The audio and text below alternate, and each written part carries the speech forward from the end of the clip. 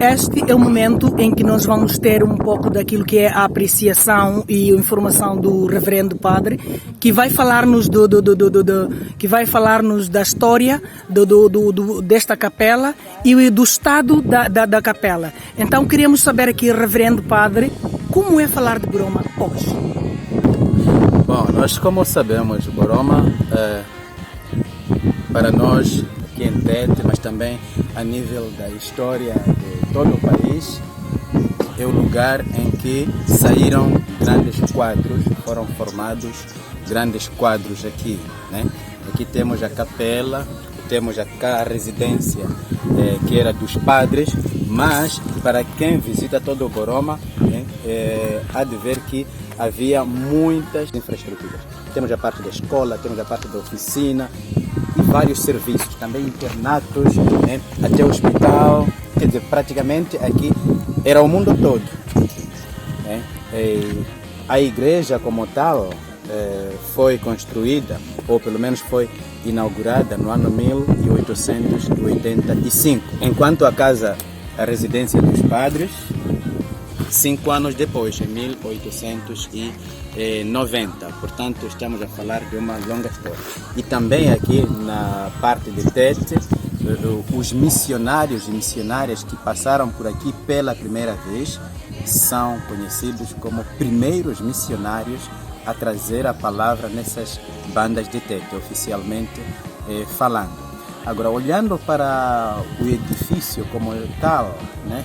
Quer a igreja, quer a residência dos padres e as outras infraestruturas que estão aqui, eu acho que a melhor palavra para usar, ou o melhor verbo, não seria reabilitar, mas sim restaurar. Restaurar, isso significa o quê? Os historiadores sabem bem dizer o que significa isso, mas a ideia é tornar a dar a esse lugar o brilho que perdeu, o brilho que sempre teve, né? Mas que perdeu.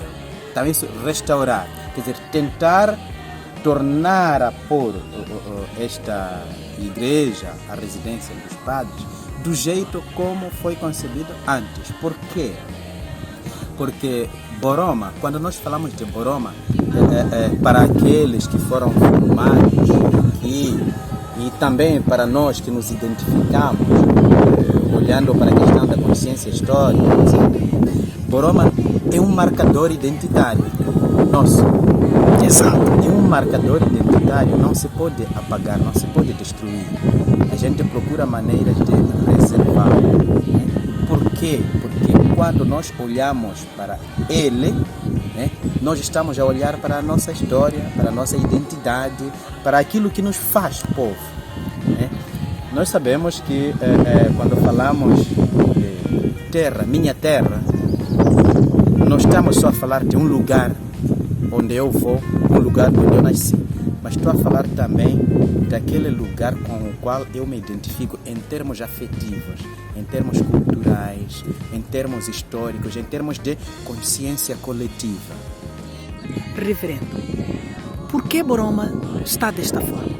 Por que nós, como pessoas que passamos daqui, conhecemos aqui, mas deixamos Boroma nestas condições? Bom, é um pouco difícil não é responder a esta pergunta, mas podemos respondê-la fazendo uma pequena reflexão. Se a gente restaurar isto, será para quê? Vai servir para quê? Logo a resposta seria, não, este é um lugar turístico. As pessoas vêm aqui, poderão ir ver, poderão... E essas pessoas vêm de onde? Somos nós? Possivelmente não. São europeus, americanos, brancos que vêm, que têm o sentido de turismo, ir estudar as coisas, não nós. Então estamos a falar de nós tirarmos dinheiro, reabilitar uma coisa para esse fim. Algo sinto que falha em nós, em termos mesmo de educação, dos nossos alunos, etc. Que é essa questão que eu insisto de consciência histórica. consciência histórica. Sempre faço referência a um livro escrito pelo nosso filósofo Severino Elias Nogueira, intitulado Por uma Dimensão Moçambicana de Consciência Histórica.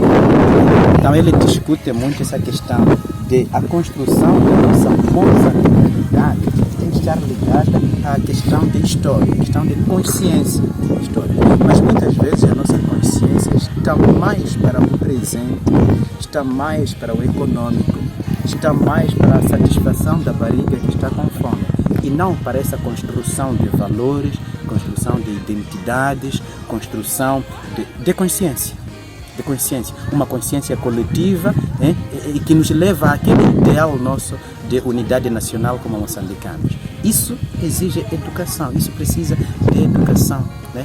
Acho que essa consciência ou essa educação, acho eu, falha um pouco. Nós não temos consciência histórica, porque se tivéssemos, daríamos valor e trabalho.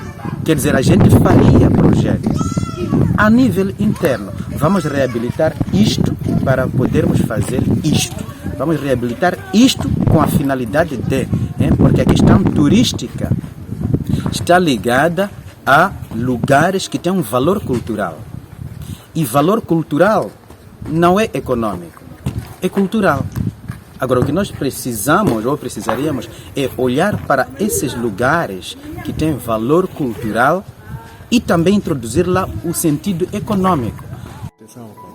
Agora é o momento em que o reverendo vai explicar exatamente como era realizada a missa naquele tempo. Reverendo, como era feita a missa naquela altura? Boroma, esse edifício, essa igreja foi construída antes do Concílio Vaticano II.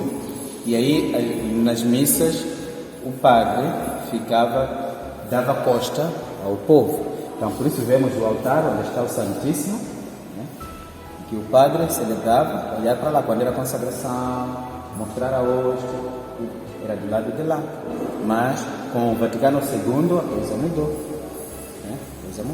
E temos também esse lugar para receber a comunhão. Quando chegasse o momento da recepção da comunhão, as pessoas ajoelhavam-se, o padre vinha e dava a comunhão. Quem está recebendo vai, outros, é assim como a coisa acontecia. E estamos a ver que temos vários altares. Temos o altar principal lá, chegou a dizer este, mas também temos outro altar lá. Temos também outro altar a esse lado. Funcionaram como altares. Todos esses altares eram para o uso de todo o missal? Não, acontece. O que acontecia?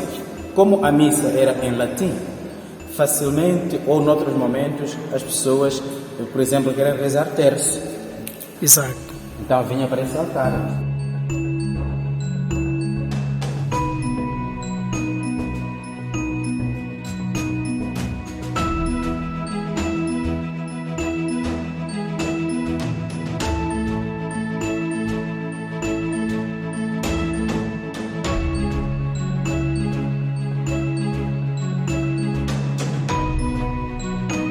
Em que o grupo Inspiração Juvenil vai descendo das escadas, é aqui onde era feito o outro lado em que os participantes da missa iam conseguir. É aqui onde sentavam-se para poder celebrar a Santa Missa. Este é o estado de conservação daquele que é os nossos monumentos, aquilo que é a nossa história. Aqui é o sino. Aqui é o sino desta capela. Esta é a manivela que tocava o sino.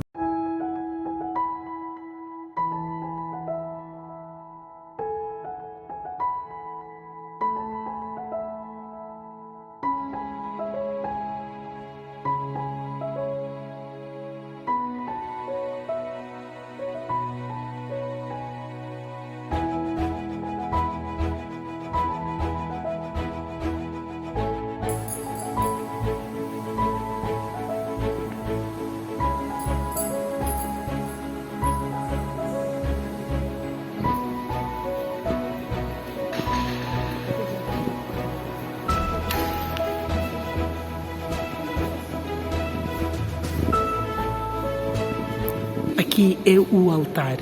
Aqui é o altar onde foram realizadas as primeiras missas. Aqui é o altar. Aqui é a figura. Aqui é a figura. Nós vemos o tamanho da degradação.